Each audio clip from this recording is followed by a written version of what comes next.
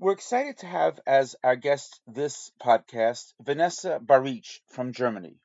She is currently working as a liaison officer between German and Tunisian universities to support creating exchange opportunities. Vanessa is a journalist for the Orient magazine, and she mastered in European Studies in International Migration. She is also an advocate of the freedom of movement. Vanessa, by the way, did a lot of great work for Syrian refugees in Germany, and she's working on decolonization between Germany and other countries. So now, please help me in welcoming Vanessa Barisch. You'll hear about how exchange changed her views and her career goals. You'll hear about the role of exchange in relation to peace and peacebuilding, especially in Europe. And you'll hear the connection that Vanessa makes to all of our work globally. Welcome, Vanessa, and welcome all of you to Pieces Podcast. Wars, conflict, crime, violence, nuclear threats and personal threats. It sometimes seems like these are the only things which surround us. Welcome instead to Pieces Podcast, where we give a platform to inspiring solutions. We are raising the voices of those who are researching, teaching, singing, and working for peace. Join Pieces Podcast, brought to you by the International Peace Research Association, IPRA, in cooperation with the Peace and Justice Studies Association. Pieces Podcast, sharing effective lessons and today's voices speaking out for peace.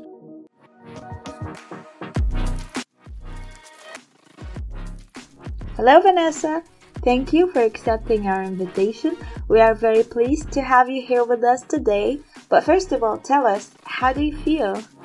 I'm perfectly fine today because we already had a very good coffee in the morning. So this helped me starting into the day, and I'm very happy to see you. And that I'm very happy that we finally do our podcast, which we have been talking about since a long time. I used to say that we always have such great conversations, and I've always wished that more people could listen to you and could be more involved with you. So I'm very happy that it is finally happening.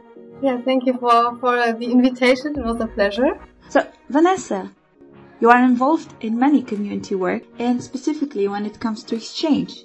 So, how did all of this start? How did this journey start? It all happened kind of by coincidence because I was at university and there were a lot of different university clubs, and then I started to experience and experiment a lot of different things, and we organized a weekly meeting for female refugees and their children, so that it could come together, and if they had some challenges with German bureaucracy, we were supporting them, or we were just having a nice time together. We were doing a lot of dancing as well, because like most of the women were from Congo and Nigeria, and they had very nice music which they introduced us to. And actually, this was already like a kind of a first contact also with exchange and this kind of. I also tried to do some awareness raising campaigns with these groups. We were sometimes having like a format in different cafes in the city. And we went there with people who fled their country and were now living in Germany. And local people could just come and ask them questions and about their experiences to understand better also why they're here, and also which struggles they're facing in German society and German bureaucracy, and maybe also with the discrimination in their everyday life. And we were hoping to kind of raise more understanding also in German society, because there was a lot of skepticism after 2015, for example, as well, towards refugees and migration in general. So yes, and then I also had a lot of different opportunities of participating myself in exchange. I I went twice to study abroad within the European Union because there's this Erasmus exchange program. And yeah, there I also profited from seeing different perspectives and having different experiences, seeing different cultures, and getting inspired myself for then maybe coming back to Germany and introducing some of my activism there, and also just to enrich myself personally. For example, also while I was living in Rome for my studies, I was part of not even a network, it's an organization who's also kind of helping refugees to orientate themselves in the very beginning of their stay in Italy. They are offering language classes and so on. They also have like other offers, and I was organizing in this framework a discussion round, for example, with between the refugees. They mainly came from sub-Saharan Africa, Italians, and also some other Erasmus students I knew, and we were discussing different political topics, and it was so interesting and enriching for myself as well, personal, to see how we all have different perspectives on the same topic, and like how also like these topics are discussed in a very different way in all of our national context. For example, once we were talking about the situation in Libya and so on, and for example, a lot of people from sub-Saharan Africa said Gaddafi was a very powerful and positive personality for us, because like he was kind of trying to make Africa bigger and like giving it more identity, more influence in the world. He was trying to enforce the African Union and so on. And look on the topic of Gaddafi and the discourse about Gaddafi from a European point of view. We just see him as a very, very evil dictator. Mm-hmm. So it was very interesting and important to see this. Let me stop you right there, Vanessa, just for a moment. How did this type of conversations or these type of different perspectives influenced or inspired your work? So yes, actually, I tried to do more initiatives about, for example, it was, I think, in 2017 when I started the initiative called Europe Change of Perspective, because there was a lot of problems within the European Union, and I felt very sad about it, because, like, of course, there's a lot of criticism towards the European Union and this whole project, because it's also quite exclusive and so on. But in the end, still, for me, it's an important project because it's kind of uniting more people. It's not, it refrains us from just staying in our national context and on our own, but there is an approach of trying to be together and to have exchange.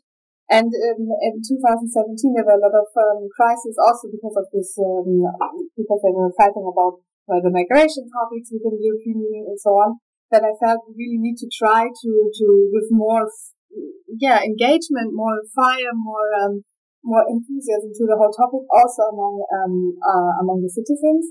And we cannot do this without finding the root causes. And I think one of the root causes of like disengagement of European citizens with the European Union was that we didn't really understand each other. Because, like, for example, Germans were always saying, "Oh yeah, Greek people are so lazy. We always have to pay money for them." It was just after the Euro crisis as well, and so on. So there were like a lot of, I think, fake news and wrong information about the whole topic. So what we try to do is like having different people from different countries, bring them together, having a different like sensitive topics at this moment. For example, the European austerity policy and so on. And to kind of make them talk about the topic from their point of view, and like what is the discourse in their own country about this topic. And then you kind of see, okay, there are different interests, but there's also like different root problems in the different countries. And then I think this helped the people to a little bit understand why the situation maybe is like this, and why, for example, Italy refuses to or is in favor of Eurobonds and so on, and why Germany is refusing it, and why still Italy has the right to raise this demand, and maybe we can find a way about it. Interesting. So basically, you have highlighted the importance of listening and understanding other perspectives and point of views.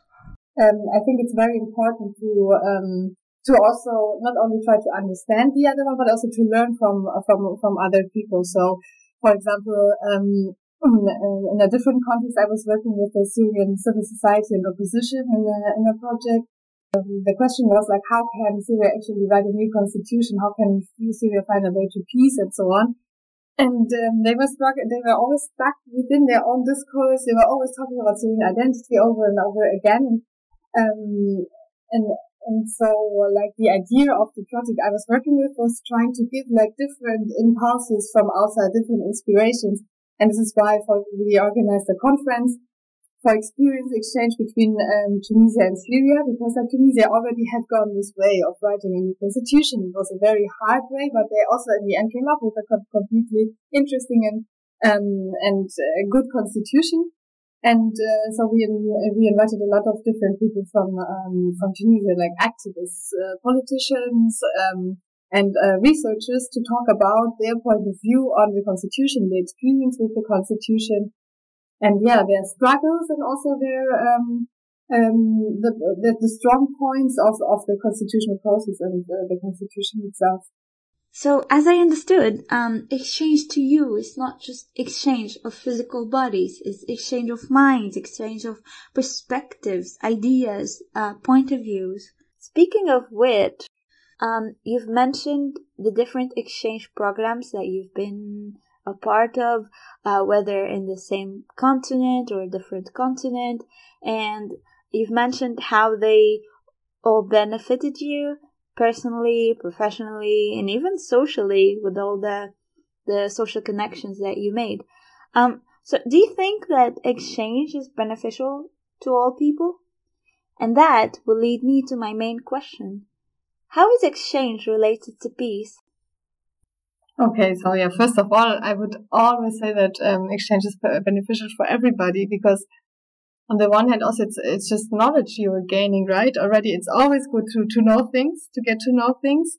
So already this helps you. It helps to readjust maybe your stereotypes, or not readjust, to erase your stereotypes, to enrich yourself with new experiences. Deconstructing misunderstandings, deconstructing stereotypes is very important for peace, because I think a lot of conflicts, a lot of wars are based on maybe wrong information, about wrong imaginations about somebody else.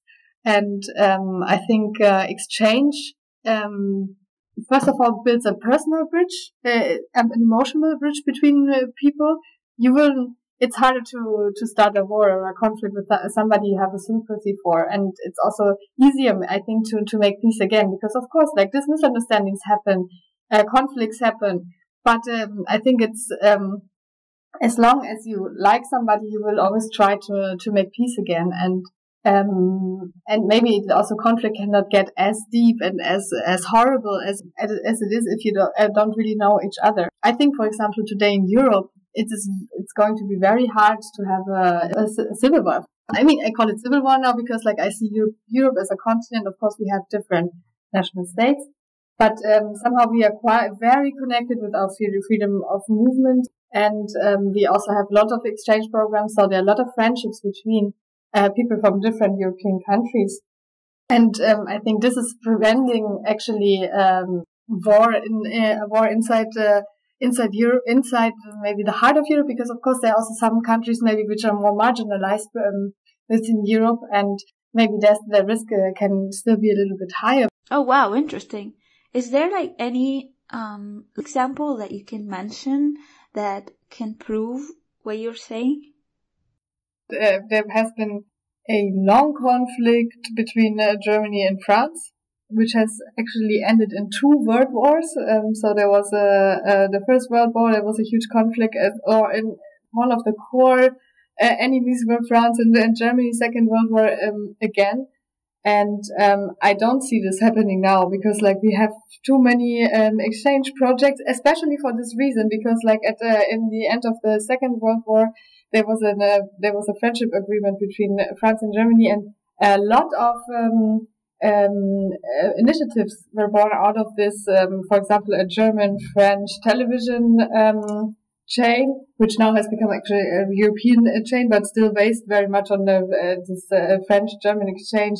Then there has been a lot of exchange programs. There have been German-French universities. There have been French study programs. Various things in this area, especially also in the area of youth exchange. Then there are also city partnerships and so on. To avoid this, and I think this exchange is a part of constructing a sustainable and long-lasting peace. And this is why change is so important, also for peace and also for peace, the preservation of peace. Okay, so to summarize, so you mentioned 3 main points on how exchange can help peace building, which is through deconstructing stereotypes, right?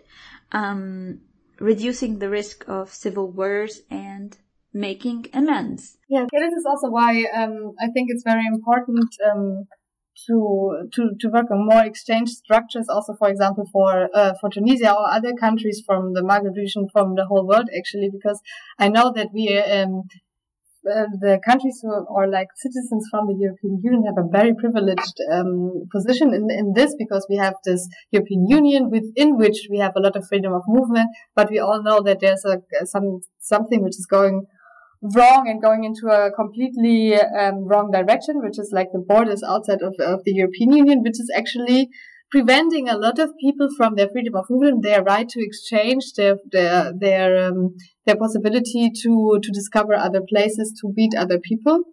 We need to kind of stop this, because of course with this freedom of movement, which became bigger and bigger for European citizens, the freedom of movement. Exactly. You know, when I had to apply for Erasmus, I applied like 4 times to be successful, because we have so many fewer opportunities for sure. But yeah, also the visa process, which is another nightmare, where you get to give some private information like your bank account, your parents' bank account, some useless papers like you get the permission of your father, even though you were like older than 18. But yeah, you get so many useless and private information just to get the opportunity to travel and to experience the world. And it's not even to migrate, it's just for a short experience. It was like a 2-month experience, and I had to give all this useless and private information about myself and about my parents. So yeah, the visa process is definitely one of the things that could hinder the process of exchange. Hopefully it can get better, but I don't see it happening. Yeah, I really hope that we can change it at some point. This is also why it's so important that we all enter into politics and try to change the structures. And this is probably also something, especially people from countries which close borders have to do. I also think it's very important to keep on raising awareness about it, because like especially in the global north, people don't know about the whole struggle. They don't get the whole problematic, because it's not talked about it that much, of course, because it's not a problem which is actually affecting themselves, because they have a very good freedom of movement also outside of the European Union. For example, myself, if I want to go to Tunisia, I can just get a visa on arrival. I can stay without any problems for 3 months, and then just travel outside Tunisia and come back, and it's very easy. And yeah, it's not at all justified by in the one direction it's so easy and the other one not. Well, you don't even need passport. You can come with your identity card. That's how crazy it is. Like, Europeans can come with their identity card, but when we want to go to Europe, we have to give all our life history. But yeah, the irony. Anyways, this will lead me to my last question. What is your message for our audience? I think international exchange is something very valuable. So first of all, of course, you should experience it yourself. Try to participate in programs. Try to get to know other people. Try to get involved, to get inspired, and everything. And then of course, it's also important to kind of maintain these structures and to enlarge them as well, to promote international exchange yourself in any way, because we already saw that there are so many different dimensions. So there's on the one hand like exchange between people, then there's the exchange of ideas and many other dimensions as well. So it's important to keep on working in this field for the sake of peace, for the sake of joy, for the sake of learning new stuff, for the sake of for freedom, and also for yourself and for your personal development in the end. And I hope that we will all, everybody who's listening to this podcast now, maybe we will meet one day somewhere on this planet and have a nice discussion and exchange our ideas. Thank you for Vanessa for this amazing conversation. We would like to have you some more time to discuss other topics as well.